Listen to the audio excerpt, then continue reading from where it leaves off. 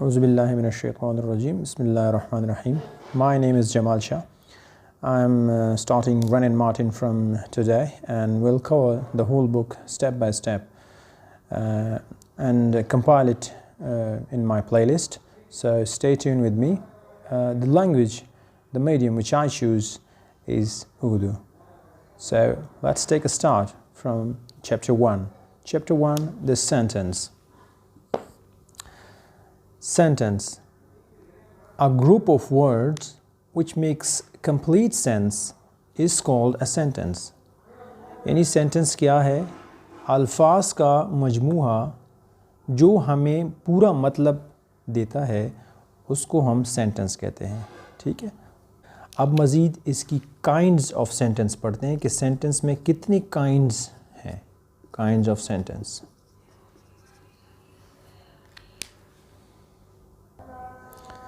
Sentence की 4 kind हैं.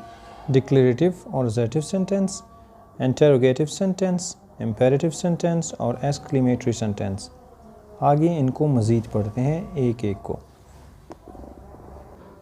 Declarative और assertive सेंटेंस. ये डिक्लेरेटिव और assertive सेंटेंस क्या होता है? A sentence that makes assertion or statement is called declarative or assertive sentence. यानी वो जुमले जिनमें हम स्टेटमेंट, सादा हम एक स्टेटमेंट देते हैं, कोई भी स्टेटमेंट हो, वो पॉजिटिव भी हो सकता है और वो नेगेटिव भी हो सकता है, तो उनको हम क्या कहते हैं? डिक्लेरेटिव या असर्टिव. दोनों का एक ही मतलब है, सेंटेंसेस. ठीक है.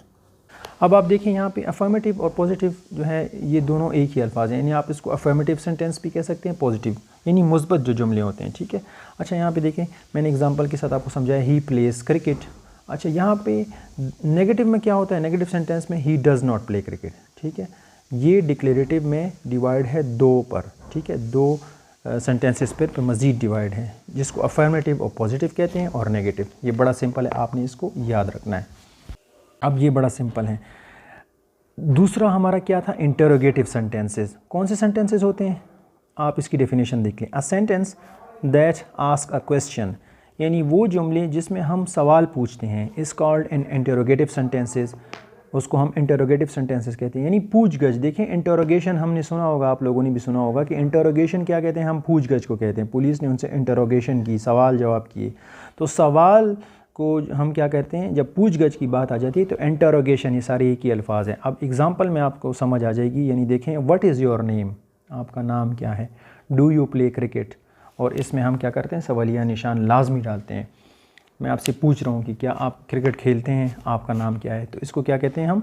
Interrogative sentences. बड़ा सिंपल है. ये आपकी डेफिनेशन है प्रॉपर, और ये इस एग्जांपल के साथ मैंने आपको समझा दिया. अब तीसरा क्या था हमारे सेंटेंसेस? इम्पेरेटिव सेंटेंसेस, यानी हुक्मिया जो हमारे जुमले होते हैं. ये इसकी डेफिनेशन क्या है? A sentence that express a command or an entity is called an imperative sentences.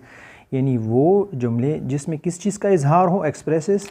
इसकी किस चीज़ का इजहार हो? कमांड, हुक्म का, यानी ऑर्डर का, और एंटिटी यानी इल्तिजा. ठीक है. इल्तिजा, ये मैंने गलत लिखा.